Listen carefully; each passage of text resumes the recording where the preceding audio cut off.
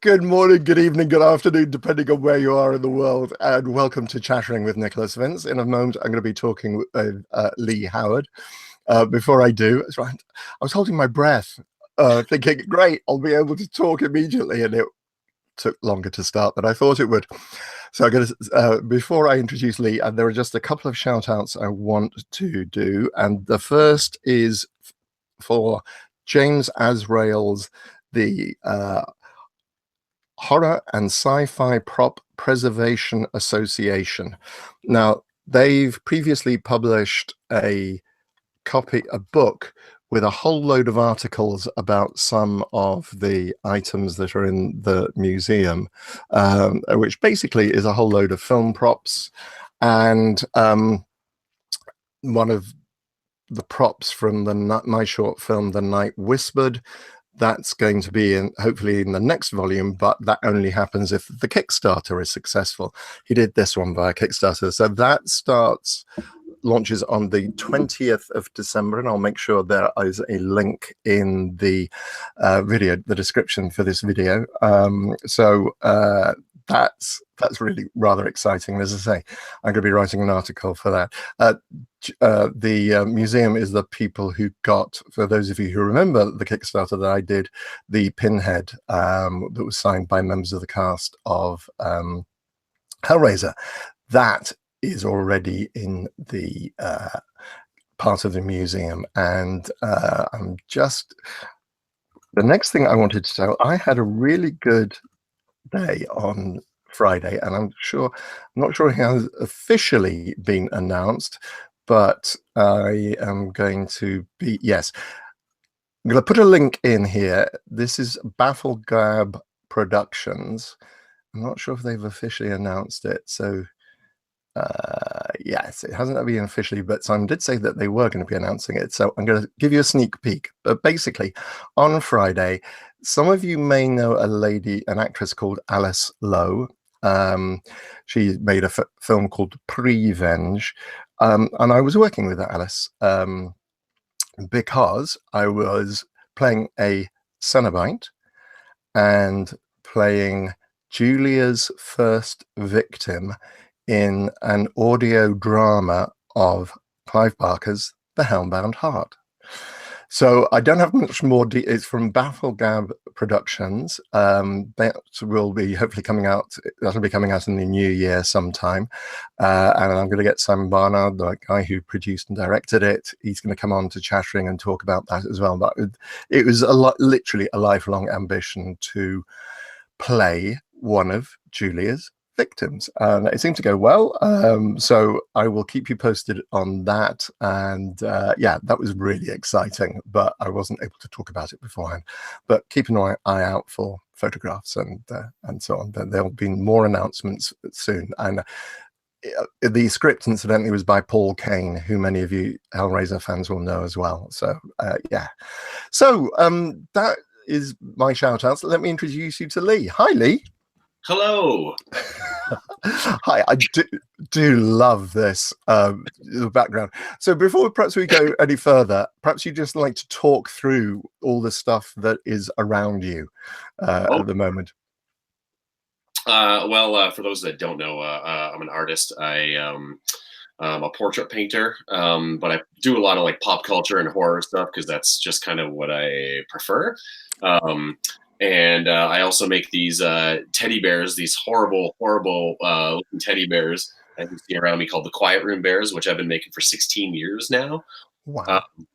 Yeah, so that's what I kind of put all around me, and yeah. I love the fact that your portraits, you do kind of half portraits, some of them. This series ended up like I've done in the small ones are just prints, of course. I've done maybe 22 now in this set, and the first one I did was actually there's that Catwoman one up there. That's the first painting I did because I saw a photo which looked just like that, and this is years ago now. And when I saw the photo, I'm like, oh, that would make a really, really great painting. So I did it, and it turned out really well. And then I was just like, I should do more like in this series. And I think I did maybe the Jack Nicholson Joker right after that, and then maybe the Michael Keaton Batman. But like I'm a horror lover at heart, so then I just started cycling through all the Pinhead, Freddy, Michael Myers, and then start. There's almost too many people to do. Like I have so many ideas, but there's so little time to to do everything that just I want to paint. And what medium do you paint in? Oh, it's acrylic on canvas.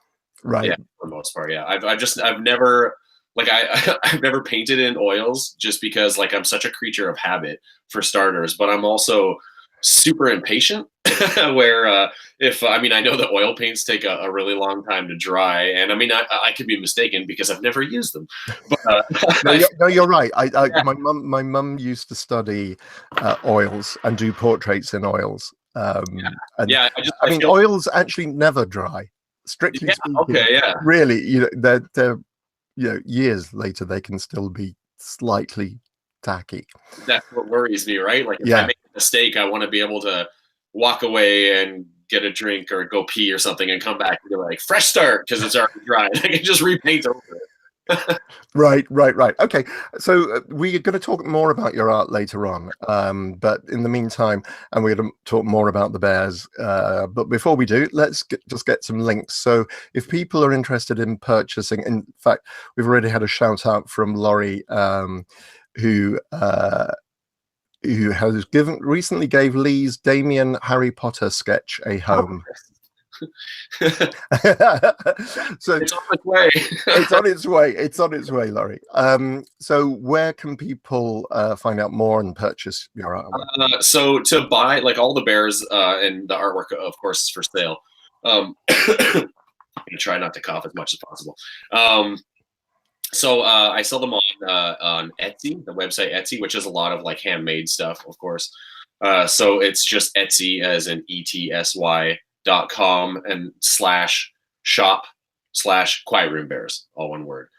But I mean, you could even just Google, I'm sure, Quiet Room Bears Etsy, and I'm sure you'll be able to find the shop. But I have with the bears, right now I have probably 15 of them up there.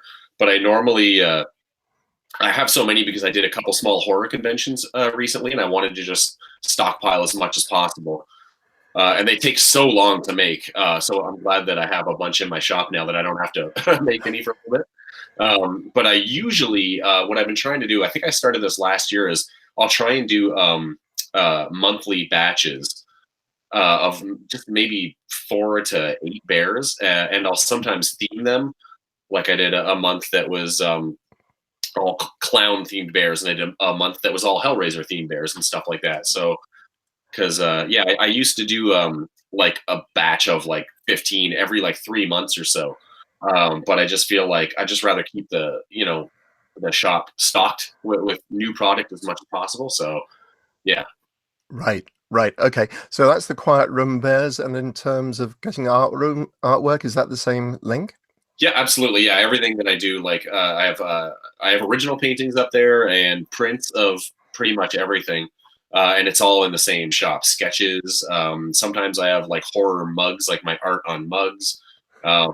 Pretty much anything I can like put paint onto, I put in the shop. Like I made a bunch of horror themed Christmas ornaments this year. I started them last year, and they sell super fast. So there's none in there right now, but next year. I'm very close to Christmas anyway. I doubt if you'd actually get them to be. We didn't quite get around to doing we were planning on doing our decorations today. That's not going to happen.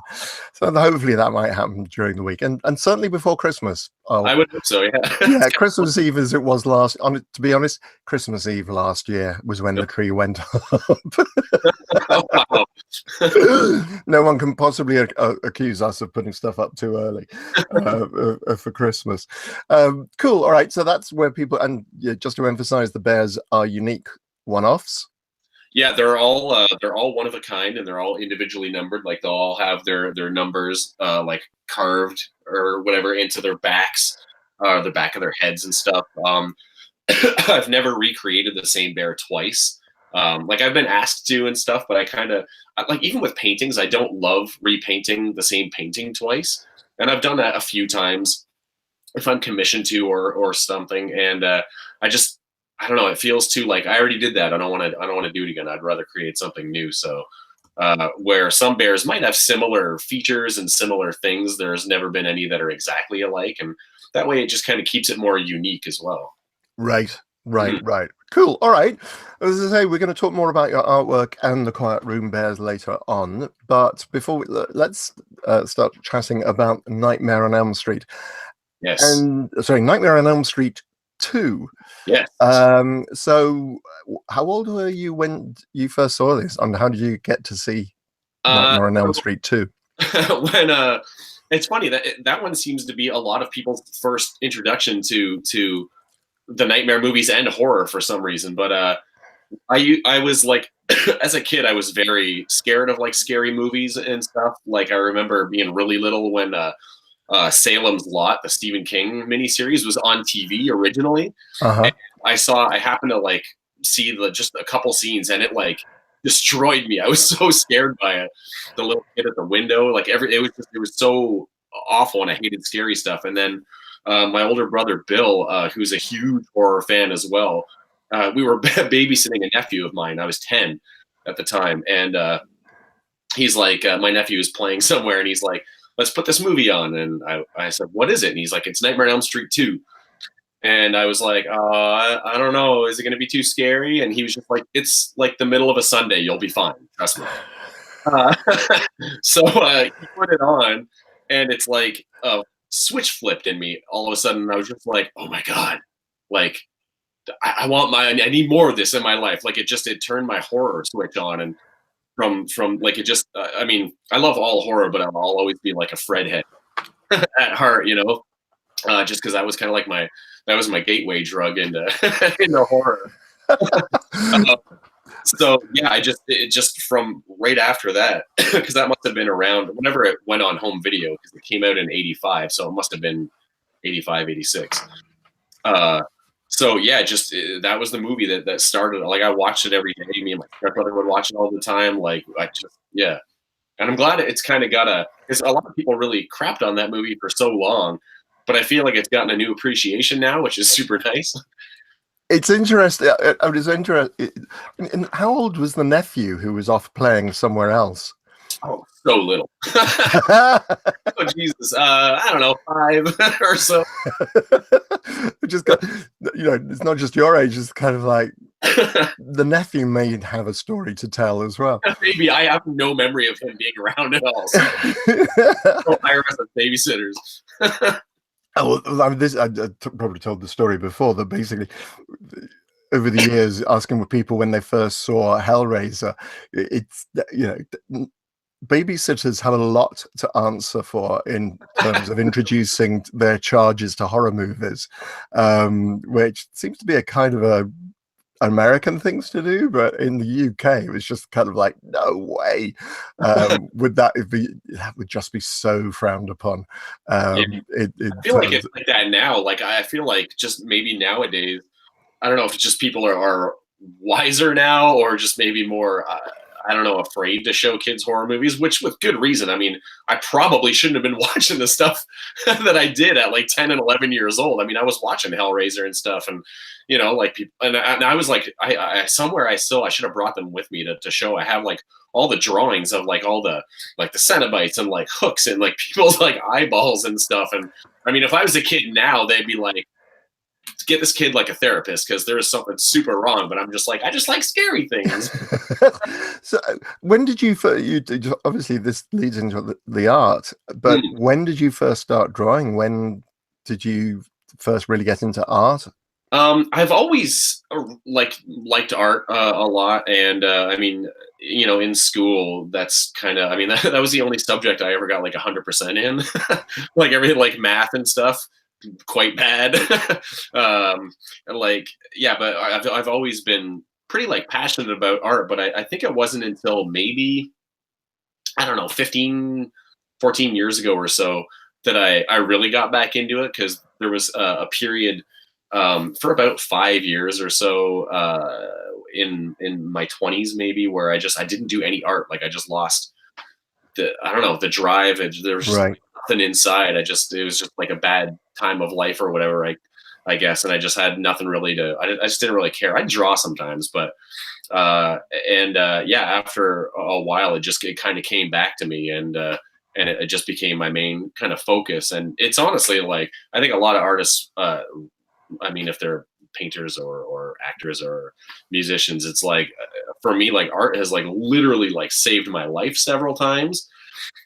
Just during some like very bad places in my life, and just like life turns wrong sometimes and bad things happen. But it's like, art was always there, and I had, at least I had that. If I had nothing else happening in my life that was good, it's like I could always paint or make bears like this. Right. So it's like I feel like I owe like everything to art, because it's opened some amazing doors for me too. So interesting. Okay, so going back to Nightmare on Elm Street 2. This obviously, you said this turned you on, switched you on to horror. Can you think of a particular moment in the movie, or is it a particular image that, so if you think about Nightmare on Elm Street 2, what is the image that immediately what is the part that immediately springs to mind? I think it's always going to be the part where Freddy comes out of Mark Patton's chest, like the blades start popping out of his fingers and his skin's ripping off and his face is like pushing through his stomach, which I did this for Halloween several years ago too. And it turned out good, but it was very uncomfortable to wear. Like latex, like all over my body. And it was like ripping off the world's biggest Band-Aid at the end of the night. But yeah, just that image. I think it's like, maybe it was just because I had never seen like anything like that, especially as a kid, that it was just like, the horror of it, but also just like, because I liked doing kind of like makeup effects and stuff, like, as a kid. And so just kind of like the practical effects side of it. And I was just like, how do they do that? And I was so interested in it that, yeah, just, I think that scene stands out as just so crazy and gory, but just so awesome.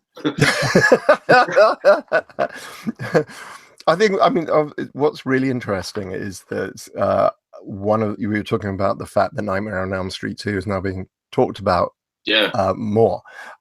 One of the things that, and I'm sure you did not get this when you were 10 years old, is the gay aspects. As a kid, I had no idea, of course, but now when you watch it, it's like people are like, there's some subtext, and it's like, that is not even subtext. That's right there. Yeah. It couldn't be more obvious. It's and as we now know, Mark Patton, who's playing the lead, is gay and went through, and this is being made in the 1980s, and basically this is being made in the time of AIDS. And I read Jack Shoulder, who I've met and chatted to, and is on record as saying they didn't really think about it when they were making it. I know, it's like, I mean, that's why I'm looking forward to the Scream Queen documentary, because it looks very like, I don't know if you've seen the trailers, but it looks very like almost confrontational in certain aspects. But yeah, it's crazy to think that like while they were making it, that some people were like, oh, we just had no idea. And I mean, I don't know, maybe it was different being on the set and they were focused on the work and not the movie. I don't know, but it seems so obvious now. It's like hard to miss. It's very strange. I mean, the costuming and the wet towels and the butt snap. Like he has like a sign on his door that says like no chicks allowed and stuff. And the club, he follows the coach into a bar. If my memory is not. Yeah, it was like it was more like an S&M club. And yeah, like whipping his ass in the shower later on, and then it's like the documentary Never Sleep Again, the Big Elm Street one, which is fantastic. Like I like how they were talking about it. Like the coach literally gets attacked by like all of the balls, like the basketball stuff. And like he's literally being attacked by a ball. Yeah, I think you can actually work too hard to read in subtext. It's kind of like I don't know. Yeah. It's like, oh, there it is. Okay. Yeah, and, every time you see a medicine ball on just trying to think of the name of the film which is all about people hurling balls at medicine balls at each other. Dodgeball? Say again? Dodgeball? Dodgeball, yes. Yeah. Yeah. It's, yeah, I just like, cool. So you watched Nightmare on Elm Street. What are your other favorite horror movies? And you said, yeah, I mean, it's like obviously it's like I love all the classics like the Hellraisers and Halloween, and because it's like that's kind of when I started getting into them. Just I mean that was the good old days of like Blockbuster Video and just like little tiny video stores where you go to the horror section and just like whatever had a cool cover you'd pick it out, and I just my whole room was like like 3/4 of my bedroom as a kid was all Freddy Krueger stuff, and then the rest of it was like I had a big Hellraiser 2 a poster on the back of my door, and but yeah, like all that stuff. But I like now especially finding like smaller gems like Session 9, for example. There's a really great Canadian horror movie called Pontypool, which is so good. Ah, yes, I've got that. I started watching this on Prime the other day. Oh, nice. Yeah, I got interrupted and haven't gotten back to it yet. And yeah, it's real, and it's funny because Pontypool, the town, is like 40 minutes from where I live. But it's it's a clever. It kind of gets lumped in with zombie movies, but it's not a zombie movie at all. But it's just it's almost like a stage play because it all takes place in like one room essentially. Yeah. I really like. So it's like I like kind of finding smaller movies that maybe a lot of people are like don't really know or they are underappreciated. Yes, it is very interesting.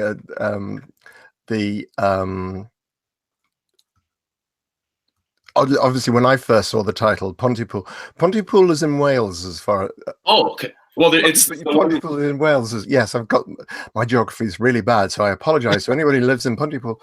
But in my mind, it's in Wales, which is obviously because a lot of American Canadian names are derived from English towns. You've got so many Yorks and so same with Australia, of course. But yeah, no, interesting movie. I shall sit down and watch that properly. It sounds really, really good. The acting is great and everything is great about it.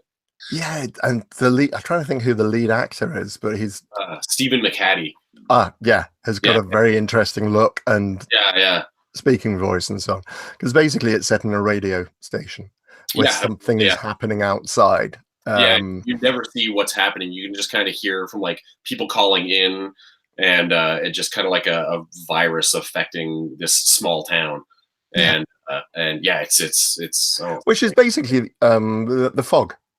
It's just the reason for the virus, which again I won't say, but is like it's so original and it's something I'd never really thought of and never seen before in a movie. So that's what I super liked about it. Okay. All right. I shall definitely see if I can find some time to do that. So Laurie and Sarah, thank you very much indeed for your questions. I've got them noted down. I will come back to those later on. That's right. I just wanted to make sure I'm actually attributing that to Laurie. Okay, cool. So this Nightmare on Elm Street, and you've just mentioned Session 9. When did you come across? Now this is not a movie that I knew. I've spoken about Nightmare on Elm Street 2 before on the show, but Session 9 was completely new to me. Though having said that, I immediately recognized the poster, the image of the chair in the room in these brown tones when I was looking at horror movie posters and looking at horror movie art for something that was very interesting. I was like, oh yeah, I know that. When did you come across Session 9 and what particularly attracted you to it? Again, my brother Bill was the one who showed it to me because he's got like 700 million movies in his basement, so he's always a good one for like, hey, check this movie out. So we just I'm trying to think of when it even came out. It's not terribly old. No. But it's like maybe in the last 10 years. I could be wrong, but I'm terrible. Craig will check for me, and we'll clarify that. Yeah. So I don't even 100% know that it had a theatrical release. Like if it did, it must have been very small.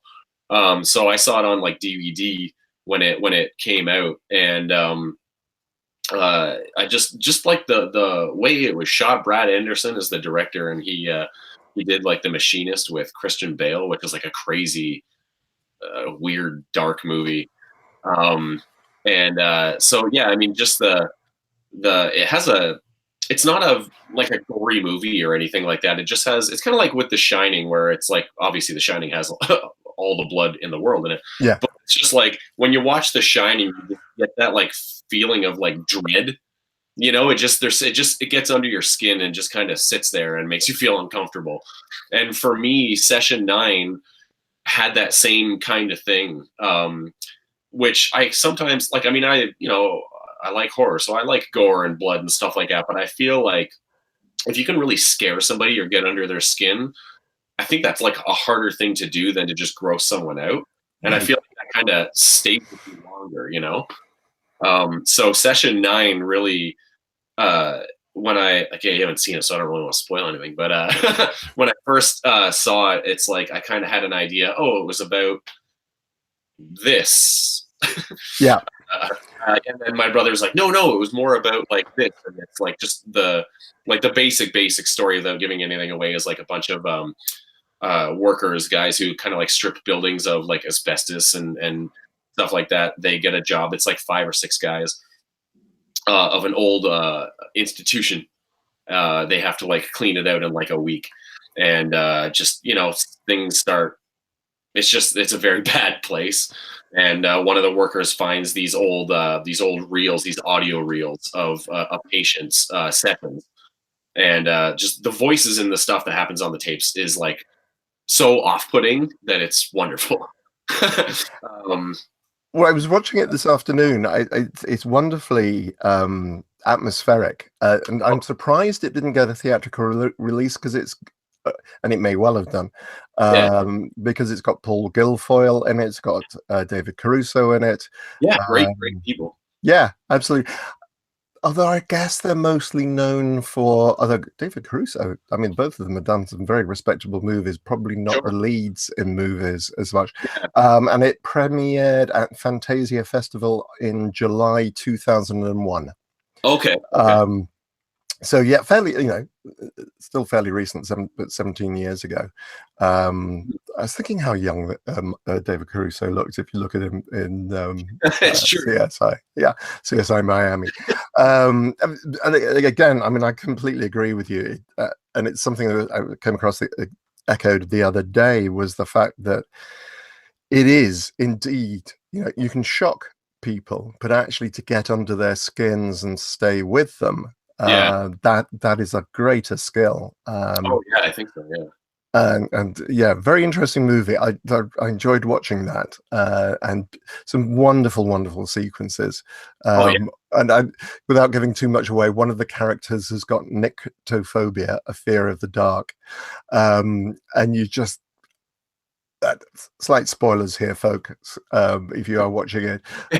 But Years. yeah, but it's just the fact that, of course, he's walking down a long corridor with lights on, and the lights start going off from the far end, and he's running, and you see the darkness chasing him behind. It's just like, oh yeah, that is scary. That is, Yeah. I just love the feel of that movie. It makes me anyway. I don't know, just like uneasy.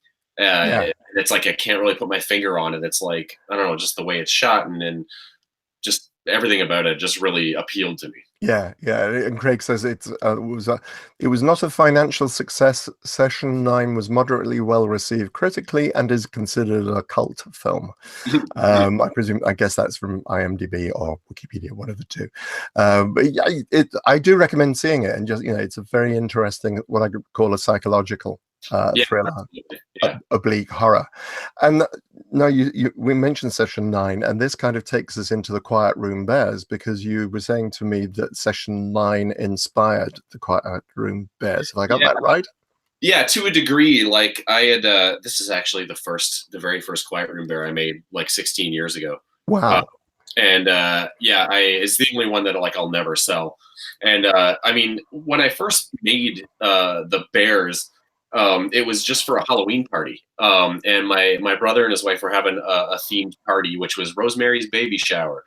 And they had this little like yeah, it was awesome. They had a little demon baby doll in a crib, and they were going to have a contest of whoever would bring the baby like the best gift would win a prize. So I'm like, you know, every baby needs a teddy bear, so the son of Satan needs something that looks like this. Um, so I brought it, and just the reaction from most people where they were like, what, why did you bring this? Why did you make this? The reaction was so strong, and you know, everyone just felt so weird looking at it. And I was like, maybe I should make a couple more. And I made a couple more bears, but they were very simple, and I didn't have a name for them or anything. And I think I sold them on eBay as just like weird teddy bears or something, and they sold for like 30 or 40 bucks, like almost nothing.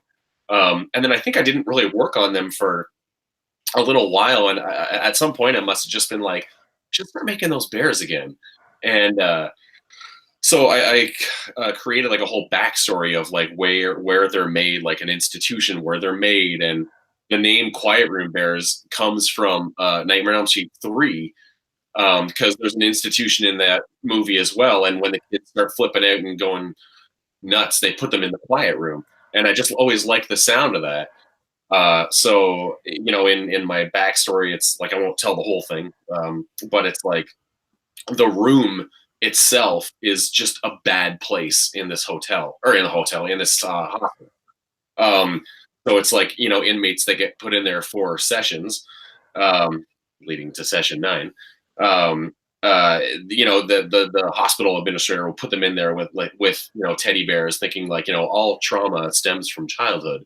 So, but it's kind of all at the suggestion of the room, unbeknownst to the people in the hospital. They just think they're doing their job, but it's the room that's like quietly telling them what to do. So, you know, he'll put them in inmates in there with teddy bears and knives and string and pliers and stuff, and they'll start pulling pieces of themselves off and putting it in this bear, and they'll pour like their like madness into the bears, so that when the bears get out into the real world, it's like, it's in a way kind of sort of like the boxes from Hellraiser, where it's like people want them, but they don't know why they want them. They're just drawn to them.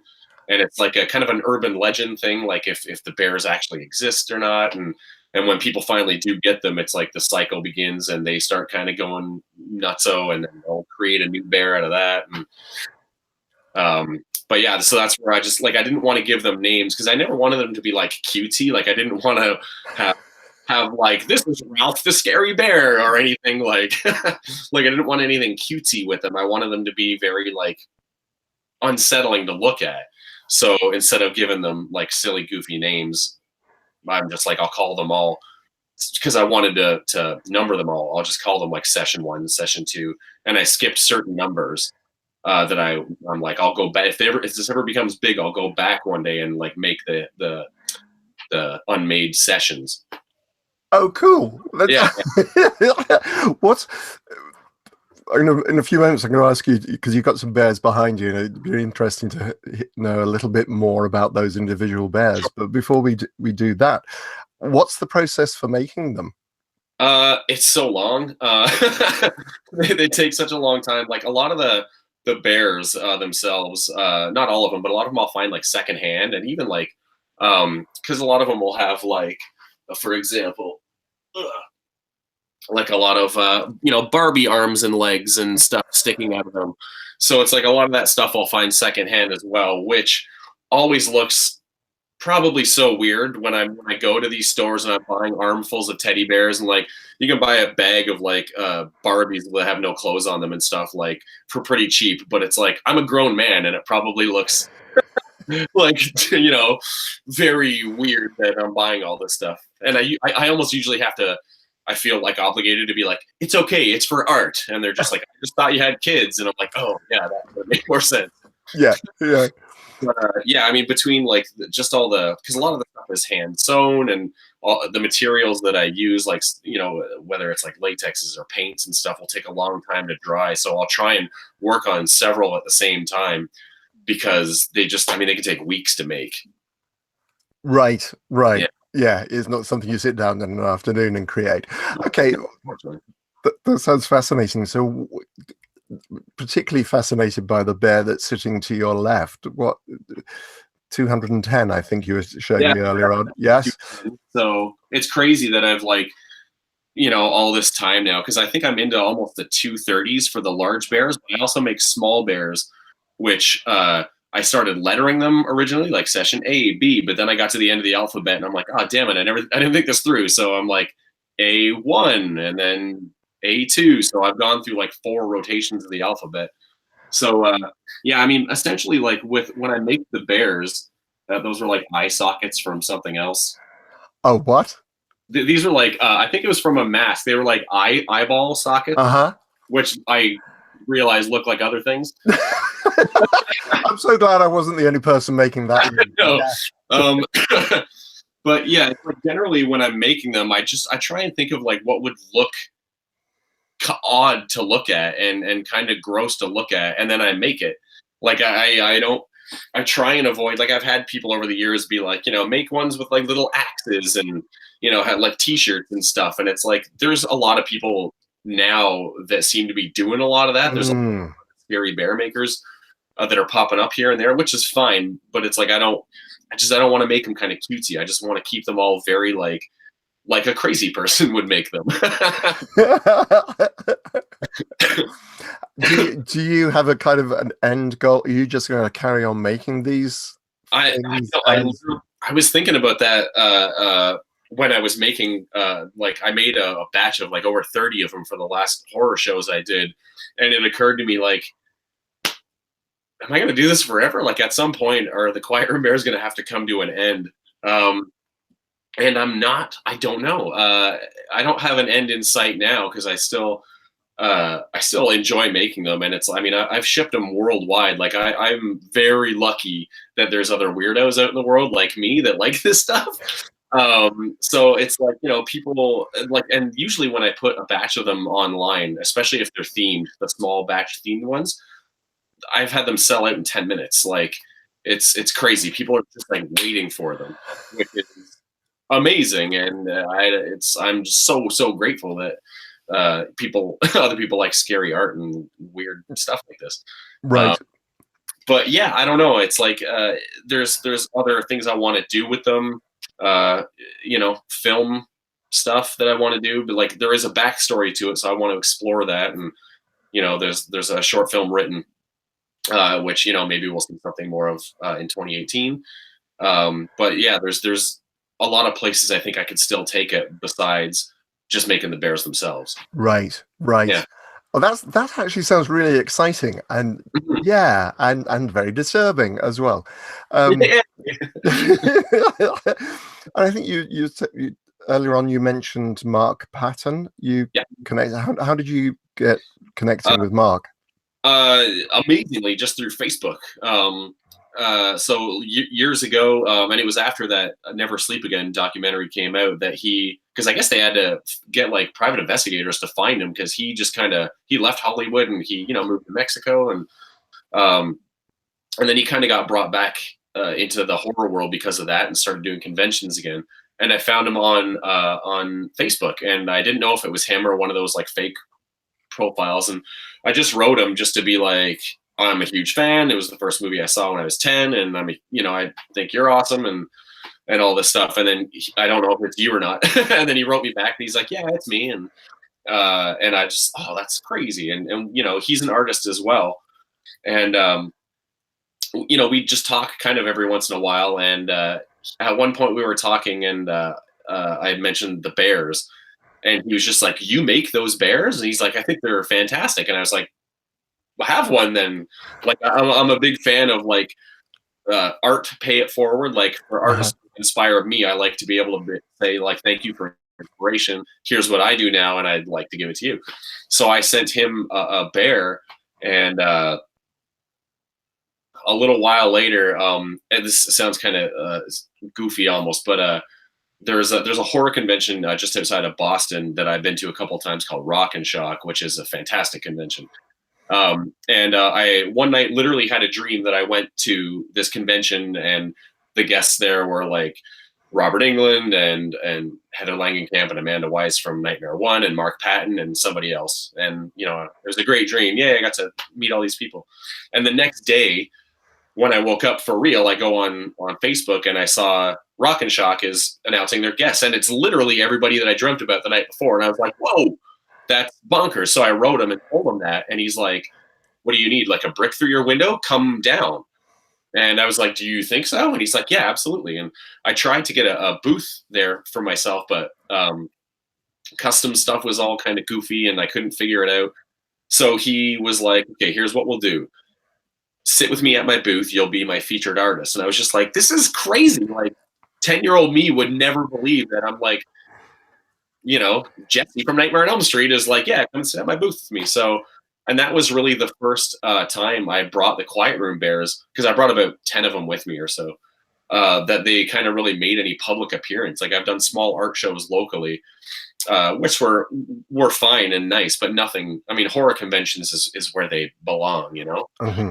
So yeah, I got to spend the weekend sitting with him at his booth, and like people saw the bears, and it's like he was so helpful in just like promoting me and the art and the bears, and like it just started gaining so much steam from that, and now him and I are really good friends, and it's like life is really crazy when things like that happen. Like and he's also like anybody that's ever met him at a convention or just knows him knows he's like the nicest dude in the world. He's just so generous and such a nice guy, and yeah, I owe that guy a lot. Oh, cool! That's lovely. That's brilliant. That's brilliant. And it kind of comes a quick question from Laurie: does Lee ever come down to the US conventions? He seems so nice, and I'd love to meet him.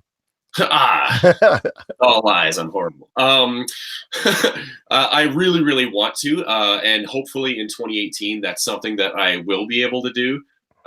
It's just like I've had a couple. I was supposed to go to one in Indianapolis a couple years ago. I had a table booked and everything, a hotel and all that. But again, custom stuff some of it is so complicated for coming down from Canada, like bringing your art if you want to sell stuff there. There's so much like paperwork involved, and I don't know, a small brain or just anything even like remotely math related or something, or like I'm just like, I can't figure this out. So, but it's something I really want to try and do for 2018, and there's things I'm already looking into. So let's put a maybe in that. But I'm hoping I can, because I would love to.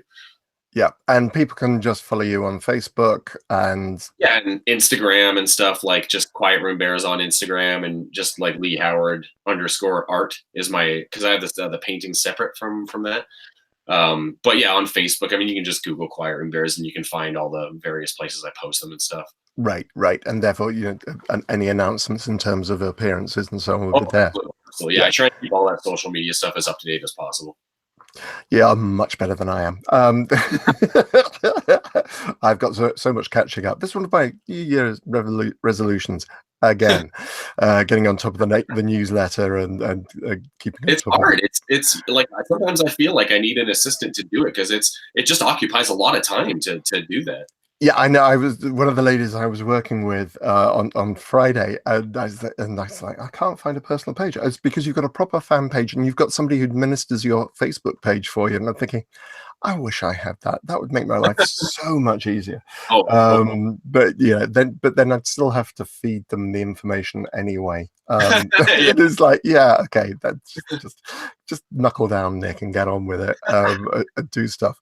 Cool. So Quiet Room Bears artwork. So you paint in acrylics. Is that what you now? Did you go to art college? No, I'm just self-taught. I like from high school, I just went into like the workforce and just pretty much only ever worked just like regular kind of like warehousey jobs and just like whatever other soul crushing uncreative job, like working at a record store in the mall and stuff like that, and like finding jobs for people that work there. But for me, it's like every day when I'd be in any of those places, I'm just like, I just want to go home and paint. Like it's just I can't not be painting or working on something. So I'm a full-time artist now, which is great but also terrifying at the same time, because it's like there's never a guarantee of like a steady paycheck or whatever, of course, right? So it's it's a really scary way to live. But I mean, you also only live one time, so you might as well put everything you have into what you love and I hope for the best, right? Right, right. No, absolutely. Sorry, just to interrupt you and change the subject entirely. You have a small feline behind you. Oh You, my god, that's I thought I could hear him. That's Bruce Wayne. Yeah, there he is. Yeah, that's Bruce Wayne. He's my cat. I found he's 4 years old now. I found him when he was 4 weeks old. He was about this big in an alley behind my old apartment, and I'm allergic to cats. So I was like, I gotta find a home for him. But it's like he just like he crawled up my shoulders and like sat on my head, and he was just so little and cute. And I'm like, ah, damn it, I have a cat now. Um, so this is his bedroom. He has cat anxiety, and my girlfriend she has 3 cats, and we've been living together for a few years now. So now we have 4 cats. But he's afraid of them for some reason. He flipped out last year, and now he has to be separated from them. So this is Bruce Wayne's room that we're doing the the interview from. So I love the fact. Yeah, it's like I was having the conversation earlier on today about the fact that Craig occasionally is allowed to sit in Bertie's chair. The chair that we bought for Craig and set up specifically for Craig is the one that Bertie has now has claimed. This isn't our place; it's the cat's place, and we just have to like, work around them like any pet owner knows. Yeah, no, absolutely, absolutely. So you often hear people saying, "I'm self-taught in terms of art." How did you approach that? What did you do? Like, I mean, I always because I've been a big comic book fan my whole life as well. So it's like just growing up, I used to just like draw, like almost like trace and redraw comic book characters. That's why like a lot of the kind of freehand work I do is kind of more comic booky looking, I guess. But honestly, it's literally just never stopping painting.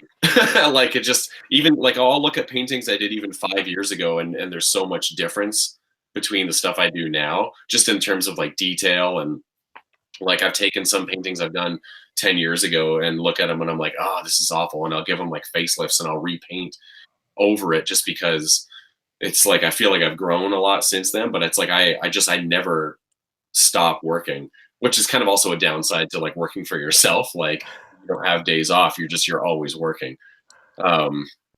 So yeah, I mean, I think that's really it. It's just, and I mean, I used to do a lot more drawing, but I just found that I can do a lot more with paints. And I just like the look of it much more than just doing drawings.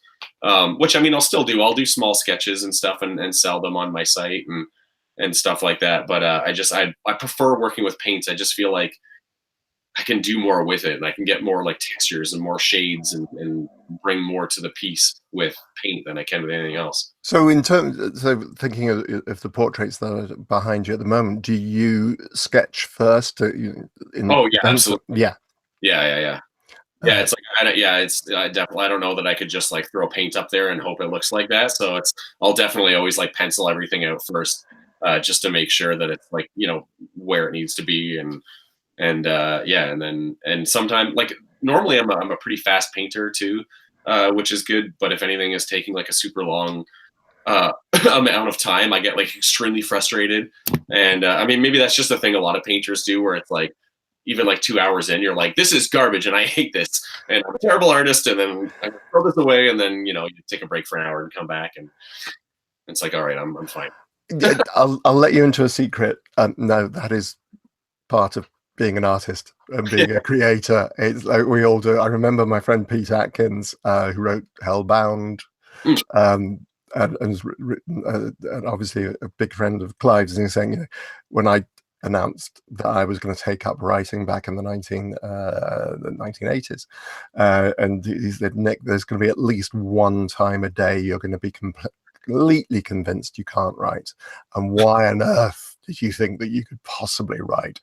And finally, again, I was talking to an actor the other day, and he was just, I was congratulating him on his work, and he said, "Thank you." He said, "I was really nervous approaching this." We just put ourselves through it.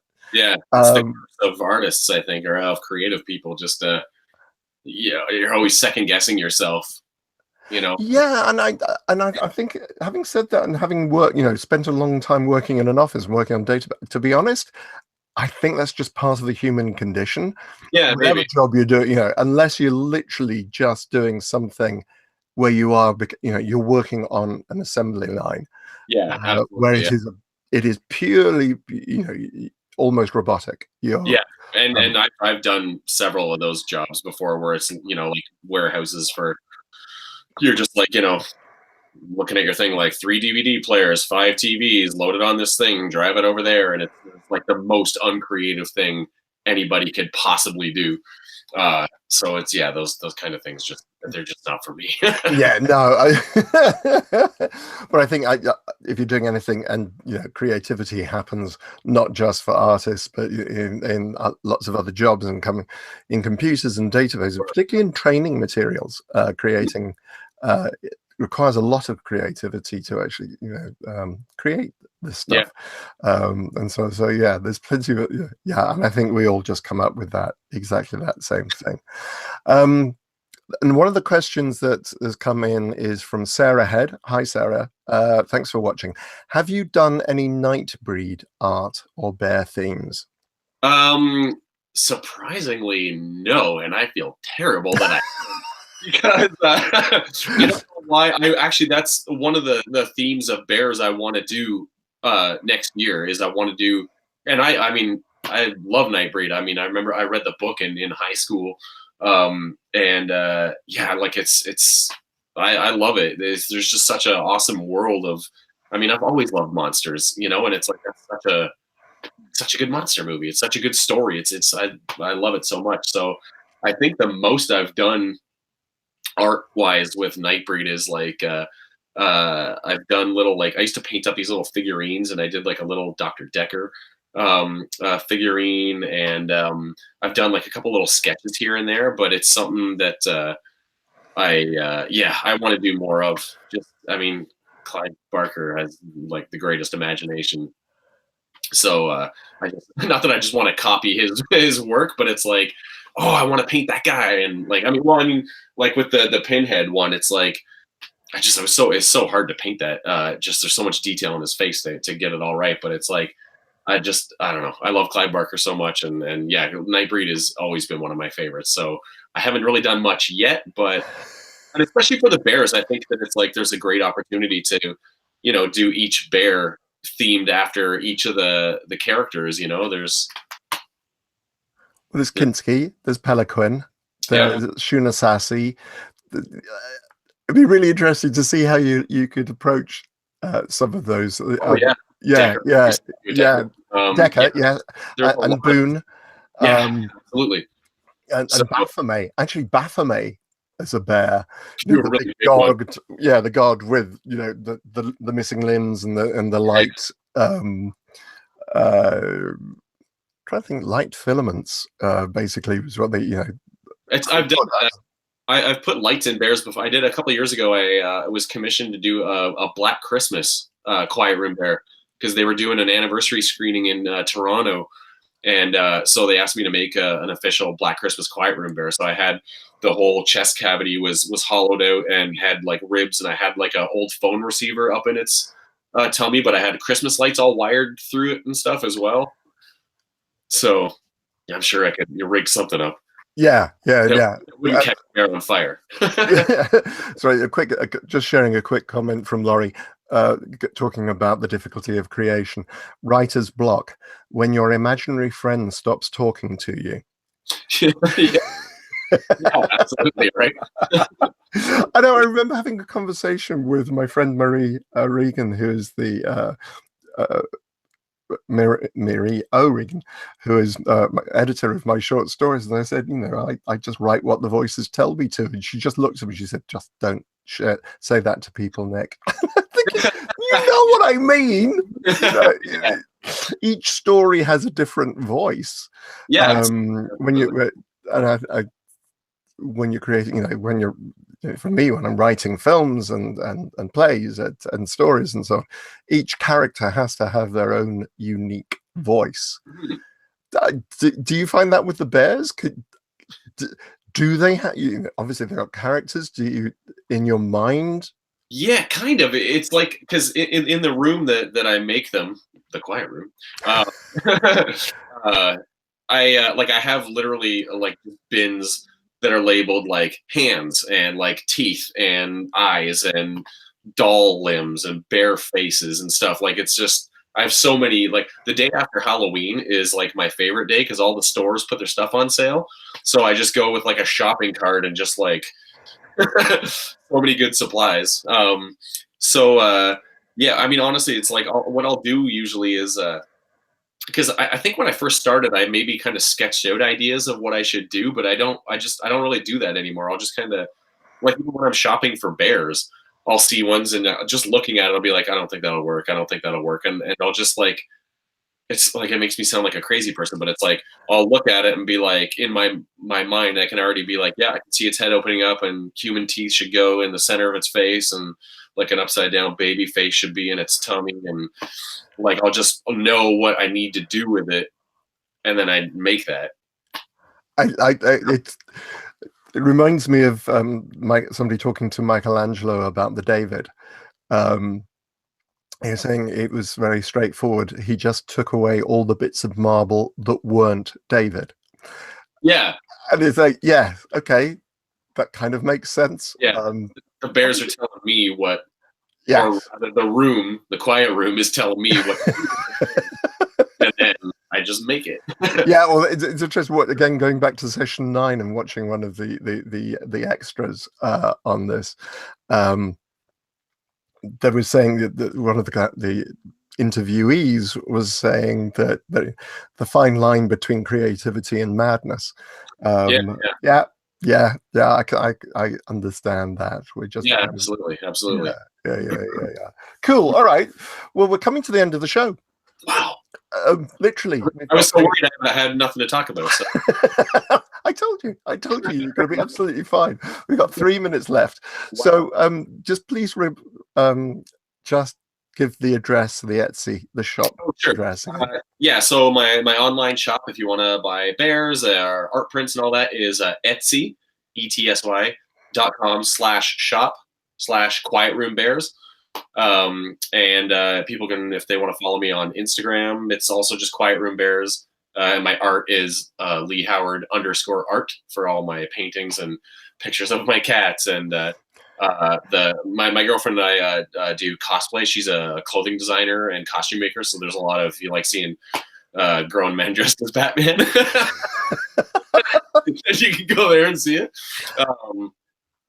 Yeah, stuff like that. Otherwise, yeah, and Facebook is the same. It's Art by Lee Howard and Quiet Room Bears, and yeah. Cool. Excellent. Yeah. Excellent. All right. Well, Lee, thank you very much indeed. Just so much. That's my pleasure. And just before we say goodbye, just to let people know that the next Chattering show will be on Sunday, the 7th of January at the usual time, when I'll be talking to James Azrael from the Horror and Sci-Fi Prop Preservation Society about this book, his huge collection. I've done a couple of Skype calls with James about in his house, and it's just like every surface is covered with. It's just an amazing place. It really is. And he takes the props out on the road and displays them and so on. It's extraordinary, absolutely extraordinary. So I'll be chatting with James. As I say, the Kickstarter starts on the 20th of December for the next book. I'll make sure I get a link to that and put that on this video and on James's as well. Ashley Thorpe, who unfortunately at the very last moment wasn't able to make his show, will be joining me. In fact, I'm just going to see if he's had a chance to respond to my message, because that's me being ridiculous. There we are. Bear with me, folks, whilst I just click on the various different pages, and looks as if he might Yes, that should be fine. Ashley says, so on the 14th of January, there will be Ashley Thorpe, and we will be talking about Borley Rectory and all the other cool stuff and life after Borley Rectory for Ashley, because that's taken up nearly 4 years of his life, basically. So it'd be, and what the future holds for that. So please join me in those two, and there's more guests lining up. Should be able to announce January, hopefully sometime this week, who's going to be coming onto the show. In the meantime, folks, please, next weekend is the holidays and the start of the celebration. So however you celebrate this time of the year, please enjoy yourselves and meet up with friends, family. I really wish you all the best for that. And 2018, let's hope it's a far more sensible and peaceful year than this one has been. And agreed. Yeah. Just fuck you, politicians, honestly.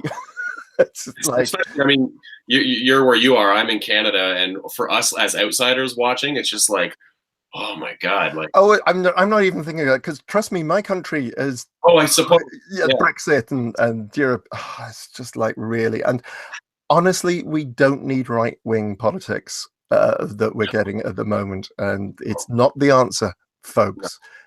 And please look at history as far as that is concerned. Anyway, I'm now going to stop ranting and say literally the best to everybody for the holidays and 2018. And goodbye. Lee, if you'd like to say goodbye. Goodbye, everybody. Happy holidays. Happy holidays. Okay, goodbye, folks. This has been Chattering with Nicholas Vince. I've been talking with the wonderful Lee Howard and about the Quiet Room Bears and stuff. Please do check out his Etsy shop and follow him on Instagram on the links. And have fun at Christmas. And in the meantime, please stay calm, stay cool, and stay spooky.